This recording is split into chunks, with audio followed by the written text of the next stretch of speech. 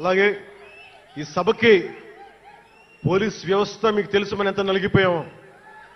గత 5 ఏళ్లలో మనం ఎంత నలిగిపోయామో మీకు తెలుసు. ఎన్ని ఇబ్బందులు పాలు చేశారో తెలుసు. ఆ రోజు నుంచి కూడా ఈ రోజుకి వరకు నాకు పోలీస్ శాఖ అంటే చాలా గౌరవం.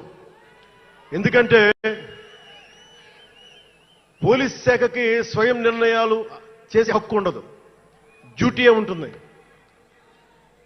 బ్రిటిష్ వాళ్ళు పరిపాలించినప్పుడు పోలీస్ కూడా బ్రిటిష్ అధీనంలో పనిచేశారు తప్ప వాళ్ళకి ఇవ్వబడ్డ డ్యూటీ చేశారు.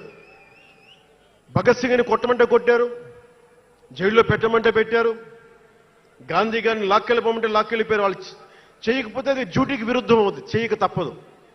మరి అదే పోలీస్ ఆ రోజున వచ్చారు.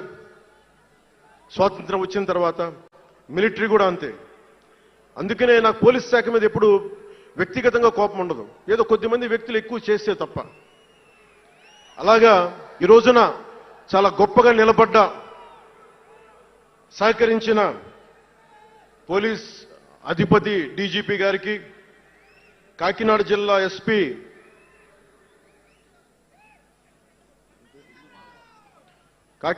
ఎస్పీ బిందు మాధవ్ గారికి, కలెక్టర్ శ్రీ షణ్మోహన్ గారికి, రెవెన్యూ అధికారులకు, ఇతర పోలీస్ అధికారులకు, మున్సిపల్ అధికారులకు, బందోబస్తు డ్యూటీకి వచ్చి అన్ని జిల్లాల నుంచి వచ్చిన నలిగిపోయి ఎండలో ఉన్న నా కానిస్టేబుల్ సోదరులకు, ప్రతి ఒక్కరికి పేరు పేరున నా హృదయపూర్వక ధన్యవాదాలు, హృదయపూర్వక కృతజ్ఞతలు.